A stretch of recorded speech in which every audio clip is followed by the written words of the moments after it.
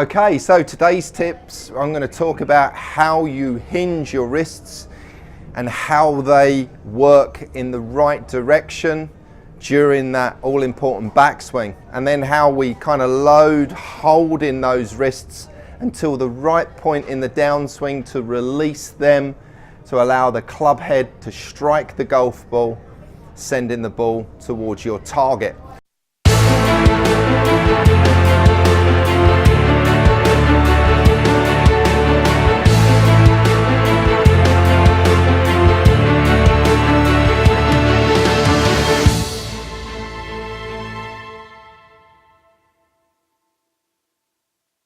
So, wrist hinge and its basic concept. So if I'm going to hold this club out in front of me and I unhinge or let the wrist sort of hinge down, okay?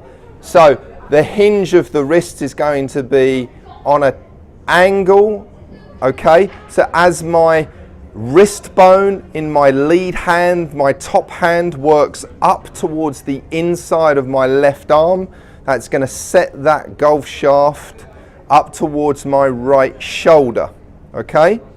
So that's the wrist hinge. My wrist is also going to start to flatten a little bit to get that club shaft tilt, allow me to kind of angle that club shaft before I tilt it towards my right shoulder. That little move there in my wrist or back hinge of my right wrist here, that extension move here, is going to allow me then to get that club head tilting, angling as I then hinge the wrists to set the shaft, as we talked about, that diagonal shaft plane, the butt of the club pointing down towards the target line back from the golf ball, and as my hands work up on the correct path to keep the butt of the club pointing further back from the ball, still pointing down that target line drawn back from the ball.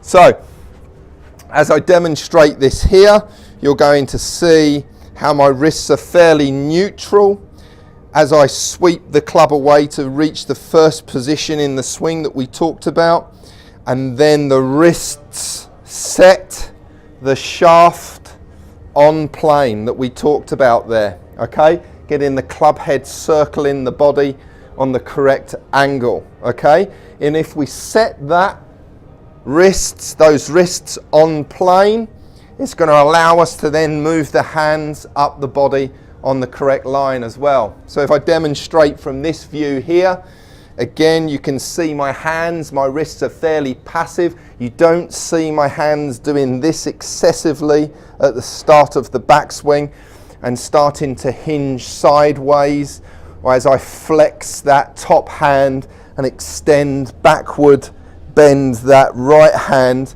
that gets the shaft behind me more on a horizontal plane. I don't want to be doing that.